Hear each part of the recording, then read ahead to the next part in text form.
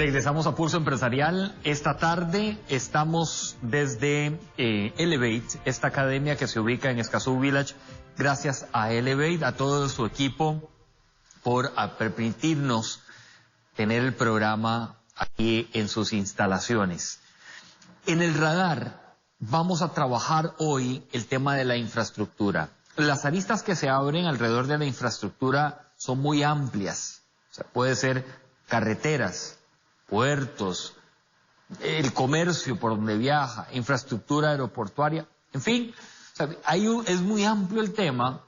Quizá lo que nos ha permitido hacer la invitación hoy es conocer esos retos, pero también en el radar cuáles son los puntos que tiene hoy Federico Villalobos, socio de infraestructura de Deloitte, especialista, apasionado por este tema, que le encanta escribir, que le gusta también poner los puntos sobre las IES de lo que se está haciendo bien y de lo que se puede mejorar. Gusto saludarte, Federico. Gracias, Nilce. Encantado de estar acá con un tema tan importante, recurrente, pero que todavía tenemos mucho por resolver, tareas por empezar. Voy a contar algo. Cuando vino el presidente estadounidense Barack Obama a este país, una de las cosas que menciona es que el elemento para desarrollo y crecimiento de cualquier país es la infraestructura. Y que si no se invertía correctamente y se hacía todo para que la infraestructura fuera robusta, creciera y tuviera dinamismo, el país no iba a crecer. ¿Coincidís con esto? Sí, totalmente. Y ve que interesante porque coincide. Cuando vino Barack Obama, llevamos casi 9 años de eso. Lo cumplimos creo que en abril. Fue el momento en el que se canceló la concesión San José-San Ramón. Sin entrar mucho, pero coincidió. Yo digo que hubo ahí un tema más de manejo. Pero sin duda alguna, o sea, la infraestructura es clave, pero hay que entenderla, y yo creo que es como el primer punto que quisiera poner ahí sobre la mesa, para que la infraestructura pues dé los resultados que nosotros esperamos, necesitamos verla más allá de 4 años. Y lo digo porque típicamente el ciclo es el siguiente. En campaña electoral, pues queremos hacer todos los proyectos que podamos. Empiezan los gobiernos con mucha fuerza, 2 años. Tercer año ya huele a elecciones. Y ahí es donde cometemos un error. Y es lo siguiente. El gobierno de turno dice, bueno, yo no voy a poder inaugurar un proyecto u otro. Y ahorita tal vez hablamos de los sectores. Entonces mejor no le voy a meter todo mi esfuerzo. Voy a enfocarme en los que pueda inaugurar.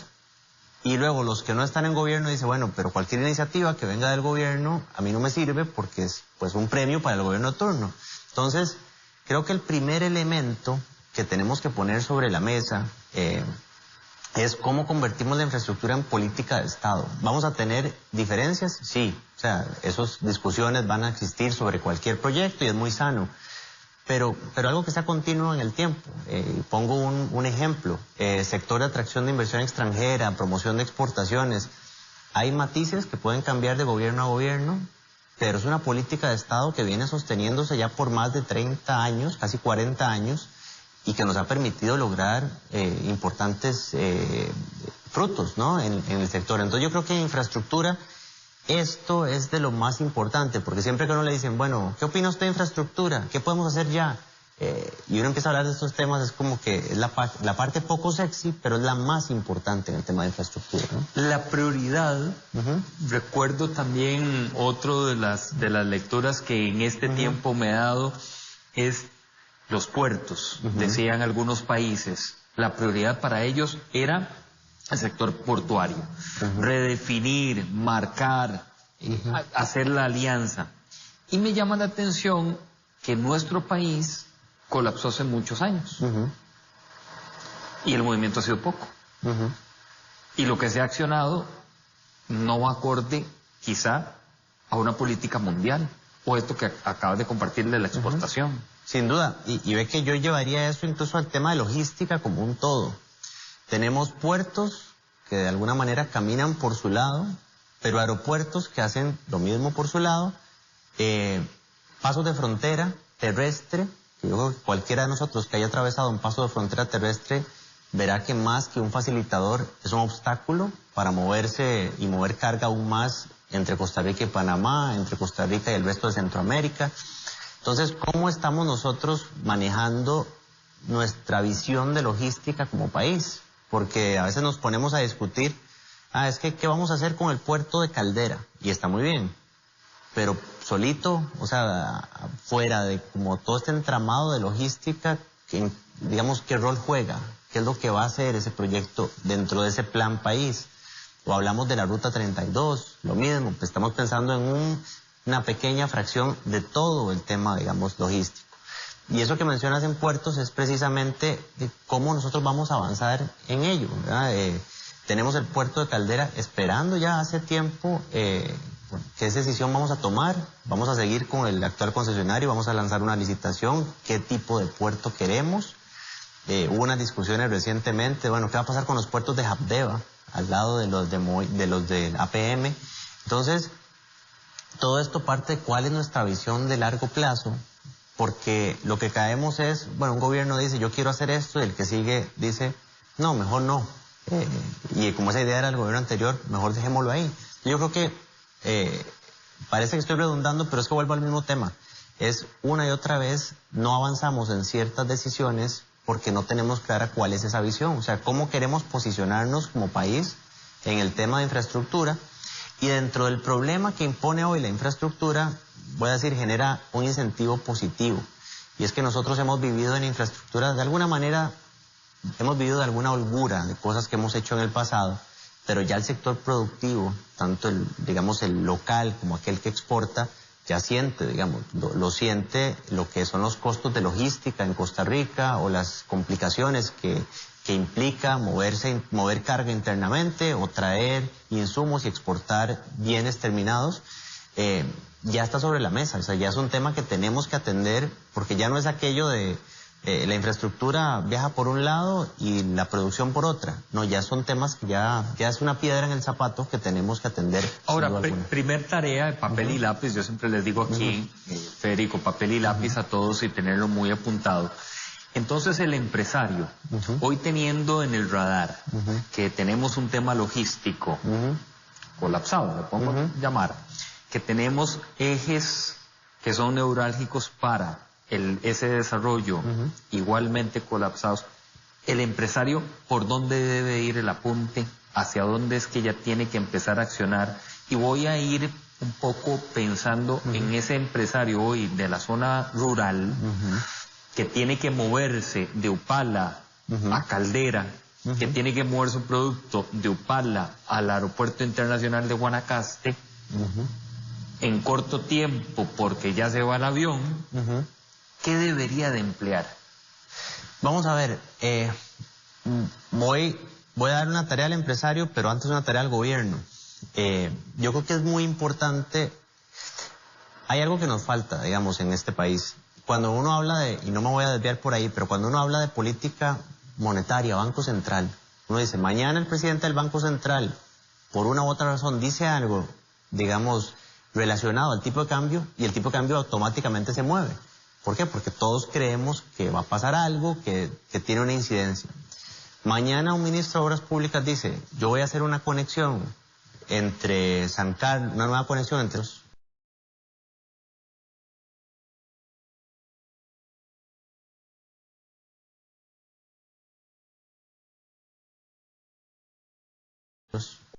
hoy, digamos, pudiesen decir, bueno, el gobierno acaba de anunciar una ampliación de la carretera entre San José y Cartago y entre Cartago, Turrialba, Limón. Bueno, qué bueno. Aunque se tome 6 años, yo ya sé que puedo ir estableciendo mis nodos logísticos en esa ruta. Eso no lo tenemos hoy. Entonces, ¿qué le diría yo al empresario hoy? De 2 temas. Uno muy importante, empezar a optimizar su ruta logística dentro del entramado que tenemos actualmente, lo cual no es óptimo, porque evidentemente va generando un costo adicional que podría llegar en algunos casos, y lo ha llegado a ser, insostenible. Y número 2, en el sentido positivo de la palabra, empezar también a empujar un poco sobre las decisiones de política pública. ¿Y a qué me refiero con esto? No se trata de una competencia entre una cosa y la otra, pero en Costa Rica hemos enfocado mucho las inversiones en, bueno, voy a mejorar el paso a desnivel de determinada zona urbana. está bien y luego podemos hablar de ese tema, pero olvidamos que el motor real que nos podría empezar a mover la economía es priorizar esas inversiones que me faciliten a mí la cadena logística del país, porque al final de cuentas es un ganar-ganar. Empieza a mover la economía, más recursos, y eventualmente eso nos permitirá atender los problemas en zona urbana. Entonces yo creo que esas serían las dos tareas, adecuarse actualmente, pero yo invitaría, en el buen sentido de la palabra, a que también el empresario empiece a tener un poco más de injerencia en esas políticas públicas y que entienda que no se van a hacer en 4 años, pero que nos ayude a empujar a los tomadores de decisión a empezar a ver, digamos, esa red como un todo que nos permita, pues, evidentemente ir generando condiciones de competitividad mucho mejores que las actuales, ¿no? He comentado en otros programas, Federico, hace muchos años compartí con un alcalde de la ciudad de Madrid que vino a dar unas capacitaciones para alcaldes. Quizá algunos lo entendieron, otros no. Es un comercial, pero él decía, creo que la función de los alcaldes en este país no está clara. Que nosotros somos los gobernadores, los que gobernamos localmente una ciudad. Así es. Entendido esto, y fue muy interesante ese conversatorio entre periodistas con este alcalde, porque a partir de ahí, y ahora lo mencionaste, la zona rural, pero uno llega a pueblos donde la municipalidad está de pintura, está ahí nada más el edificio y sus caminos maltrechos, o llegas a una zona, y me pasó hace mucho tiempo como encargado de logística de una naviera hace años, que me llamaba el chofer del camión y me decía, don Nielsen, pero esta finca no podemos entrar. O sea, aquí tal vez entrará el pick-up o el 4x4 de los dueños, pero aquí el camión no entra. Yo puedo ingresar, me decían algunos, pero salir no. Entonces, todo se viene también a que la parte local, entonces, ¿qué estamos haciendo? Sí, y ve qué buen punto. Y nosotros como país, somos un país muy pequeño, enfocamos mucho las inversiones en gran área metropolitana, que yo creo que es de nuevo, no está mal realizar esas inversiones para que no se malinterprete, pero las enfocamos demasiado ahí. Y ahora que hablábamos al inicio del programa, San José San Ramón, hoy San José San Ramón tiene recursos presupuestarios ahí dentro, proyecto que podría ser autosostenible, es decir, esos recursos podrían estar hoy atendiendo esos problemas que mencionabas en zona rural. Entonces, tenemos que tener muy claro, cada vez que acometemos un proyecto en el gran área metropolitana, ¿qué es lo que, o sea, cuál es ese costo de oportunidad de no haberlo invertido en las zonas rurales que demandan, evidentemente, de una inversión pública importante? ¿Y cómo se acopla esto con el rol de las municipalidades? A mí algo que me ha llamado mucho la atención es también, a la par del tema logístico, es cómo detonamos digamos, más el comercio de los pueblos de este país, que tienen un atractivo muy importante, pero que si uno lo piensa, hoy están deteriorados más por la forma en que está distribuido, digamos, su modelo de transporte. Pongo un ejemplo que muchos podríamos vivir. La ciudad de Liberia es bellísima, pero hoy la ciudad de Liberia tiene una autopista que le pasa enfrente, y dentro, con todo el potencial que podría tener, es un caos vial terrible. Entonces, ¿cómo podemos ir también convirtiendo todos esos, digamos, esas ciudades que están fuera del área metropolitana en centros de atracción turística para el desarrollo de comercio? Y esto pasa por un tema de cambio cultural, creo que es importante, cómo ir dando paso en todas estas zonas, digamos, urbanas, más paso al peatón que al vehículo, ¿verdad? Y es todos estos temas peatonales que podrían desarrollar aún más el comercio en estas zonas. Yo sé que esto cuesta a nosotros, digamos, entenderlo, porque decimos, es que no, y el carro, y mi carretera, y por dónde paso, pero creo que hay un potencial importante ahí, y lo menciono porque el rol de las municipalidades en eso es importantísimo. O sea, el gobierno central tendrá una visión general de qué es lo que requiere el país, pero es el municipio el que puede determinar cuáles son las reales necesidades de sus ciudadanos, de los productores, de los comerciantes de la zona. Yo creo que esa conexión es muy importante, y de nuevo, repito, que también el mismo alcalde vea esto, no solo en qué puedo hacer en mi periodo y en que tengo que asfaltar una calle, sino cuál es ese plan de desarrollo que tengo para la ciudad y para facilitar en las actividades económicas que permitan una mejor calidad de vida, ¿no? En alguna oportunidad estaba investigando acerca de los adultos mayores y de la tendencia de Costa Rica. Nos estamos convirtiendo en un país de mucho adulto mayor que vamos a llegar a tener en poco tiempo. Así es. ¿Qué estamos haciendo en infraestructura? Muy poco, muy poco. Y sobre todo en movilidad. Pongo un ejemplo que probablemente muchos hemos vivido. Yo lo he vivido porque yo vivo cerca. Si uno quiere, lo he vivido con niños, digamos, con un coche, pero aún más lo sufriría una persona, digamos, a un adulto mayor o incluso alguien con una discapacidad. Y yo los invito a que hagan la prueba. Traten de movilizarse tranquilamente y seguros desde la Sabana, digamos, desde Sabana Oeste hasta San José. Es prácticamente imposible. O trate de accesar a la Sabana de una manera tranquila. No se puede. Hay que ir a buscar 2 pasos peatonales por ahí y listo. ¿Y por qué es que hacemos muy poco en eso?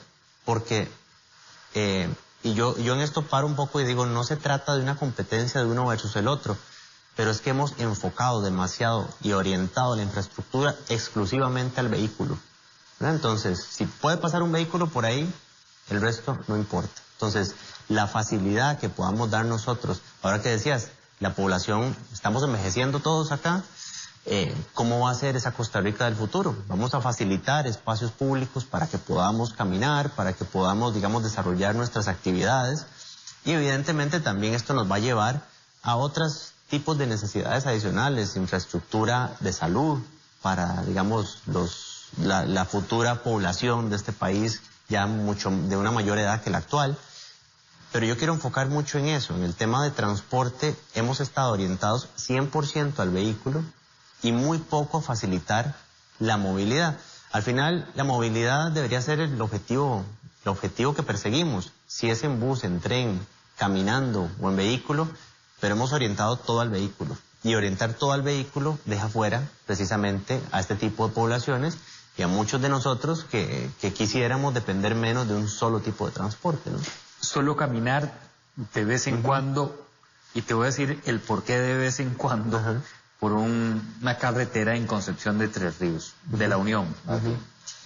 ¿Por qué de vez en cuando? Porque no hay aceras. Porque muy bien, muy creativamente la municipalidad puso unas cunetas y asfaltó. Entonces, el pedacito que había de acera, hoy es la cuneta. Entonces, hay que caminar en una recta en V, es imposible. Y el otro día mi hija de 8 años me dice, papi, por aquí no se puede caminar, es súper peligroso. Íbamos en el carro. ¿Cómo esto está ya a las generaciones que están viniendo, que ellos lo están viendo, que la movilidad es prioridad, y cómo no lo estamos visualizando los que ya estamos con alguna edad más madura de esto? Lo que a mí me llama la atención, Federico, y te digo, es que a veces uno recorre pueblos y uno dice, pero ¿cómo aquí no pusieron, aunque sea una tabla para que la persona pasara al otro lado? ¿Cómo aquí no pusieron, aunque sea un alto pintado del color que usted quiera, para tomar la decisión? Un pedazo peatonal lo ponen acá y lo pinta un vecino al otro lado, porque iba en el otro lado. Son esto lo que nos está ocasionando que nos vayamos entrabando. Es una cultura, y de nuevo, que no se trata que es una competencia, pero es una cultura del vehículo y la tenemos bien arraigada. ¿Cuál es la forma de mostrar que uno va, digamos, mejorando económicamente en la vida? Es comprarse el carro. Y si gana mejor, otro carro mejor. Claro, el problema es que eso no nos soluciona nada. Se nos hace muy caro para las familias. Soy una familia de clase media y que cada uno tiene que tener su carro. Prácticamente esos son de cuotas de crédito de $500 más menos mensuales solo por ese vehículo. Para, bueno, nosotros los contribuyentes a través del Estado es estar manteniendo carreteras. Y ahora que mencionabas el ejemplo de las aceras, y es muchísimo más barato mover personas a través, digamos, de caminando peatonalmente que a través de una megacarretera y de meter más y más carriles, porque como decimos, ¿verdad? El problema de de congestión, más y más carriles, es como comprarse ropa más y más grande conforme uno va engordando. O sea, no le soluciona el problema de fondo.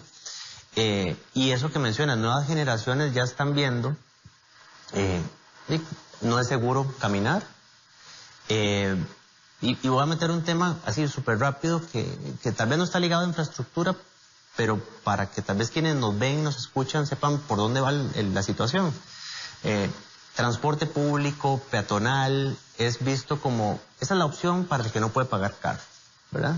También nos ha pasado como con la salud pública, esa es la opción para el que no puede pagar otra cosa, y la educación pública igual. Lo que pasa cuando empezamos a arraigar esas ideas es que empiezan a deteriorarse los servicios, y tarde o temprano pasan la factura, y a futuro estas generaciones hoy ven que es peligroso andar en vehículo, mañana buscarán andar en vehículo, quien no tiene, pues no.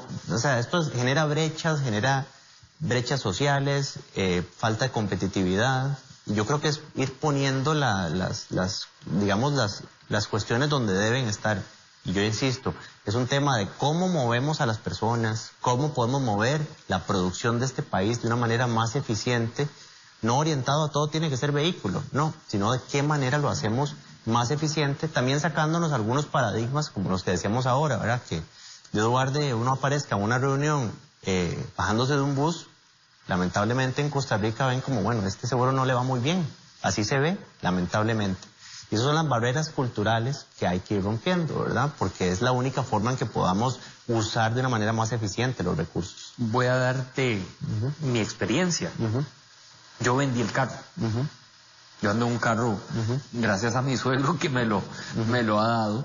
Yo vendí el carro y empecé a utilizar la bicicleta para donde yo iba a hacer los programas. Y recuerdo una vez que una persona me dijo, ¿y por qué andas en bici, Nilsen? Le digo yo, ¿y cuál es el problema? Me pongo unos zapatos cómodos, casco, el maletín, la compu y me voy.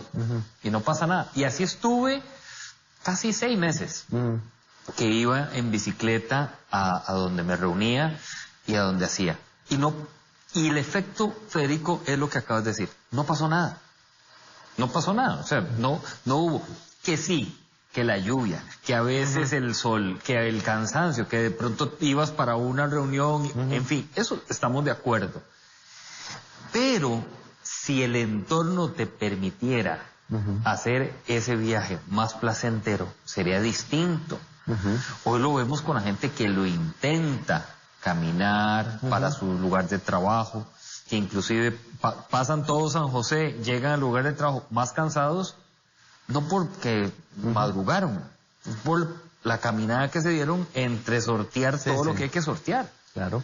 No, y es una barrera, yo lo he hecho, porque yo ando, digamos, a veces en el maletín, los tenis, camino, y uno sí puede recibir comentarios. Es que, ¿verdad? Esto no se ve muy bien, un profesional, y yo, bueno, probablemente la misma persona que me hace ese comentario, mañana viaja a Europa y se toma una foto en un tren o en un bus.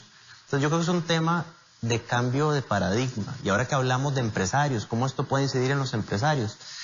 Yo puedo pensar, trabajadores mucho más contentos, en mejor estado, de salud, sin duda alguna.